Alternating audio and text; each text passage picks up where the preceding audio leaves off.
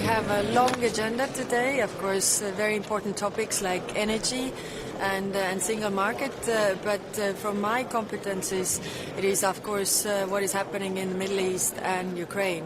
So first on Middle East, the Iran's attacks on Qatar energy infrastructure create further chaos, and it's clear that we need an exit from this war, not escalation. And that's why I've been also doing the diplomatic outreach to Iran to find different solutions. To be very clear, I talked to the minister before the execution of the Swedish citizen, so I was not able to raise that, but in my future calls I will definitely do that, also raise all the issues that we have.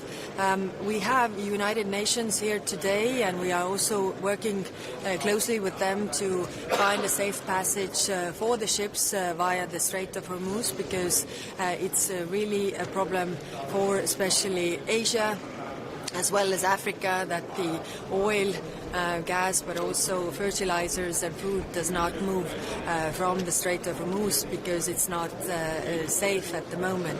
Then, of course, Ukraine we will discuss today, and the big question in the room is the support loan.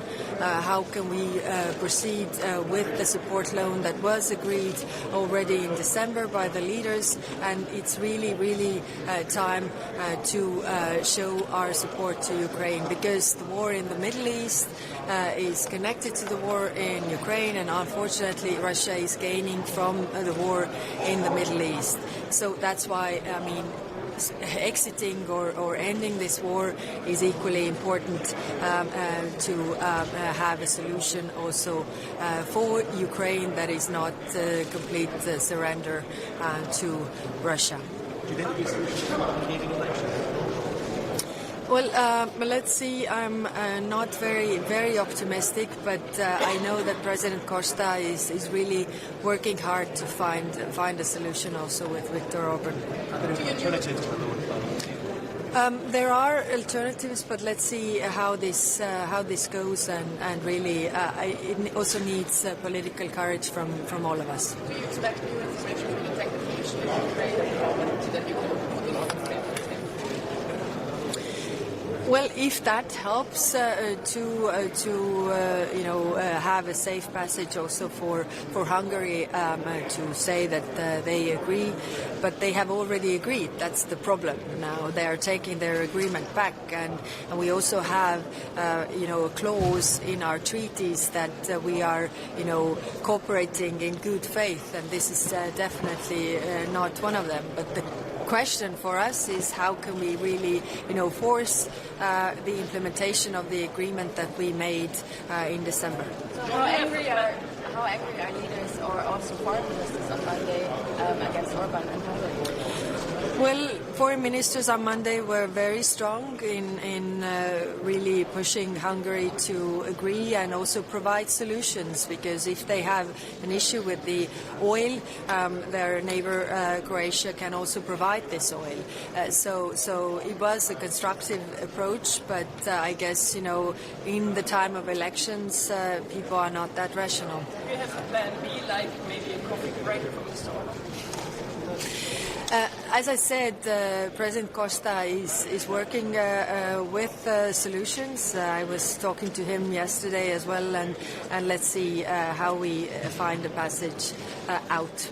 The German foreign minister, he said, we don't know the war in the Middle East when will be over, because Israel and US, they didn't tell us anything. So, you know when this war will be over? Well, yeah, I don't have a crystal ball to tell you when the war will be over. What is important is that for all of us in European Union, we want to see the end of this war. We definitely see the chaos that it's causing in the Middle East, but also the ramifications it has for the rest of the world. 85% of oil and gas that goes via the Strait of Hormuz goes to Asia, and we already see problems there. Also the same with fertilizers. fertilizers that African countries need. For example, Sudan, 54% of the fertilizers to Sudan come via the Strait of Hormuz. So we are working with our Gulf partners, also with Egypt, Jordan, to really find a solution that the parties could end this war.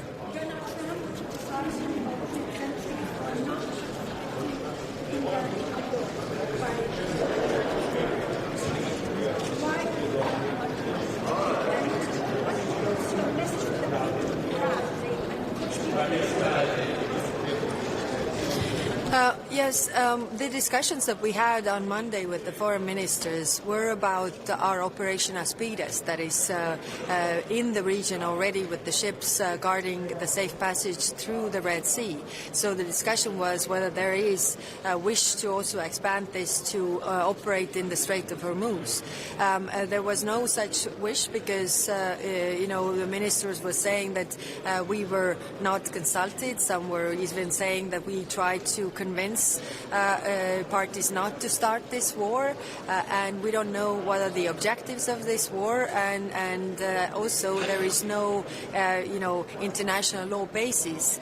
If you think about using the force, for example, there are two cases, which one is self-defense and the other one is under the UN Security Council resolution. As there is no such thing at this moment, the member states do not have an appetite to go to this war.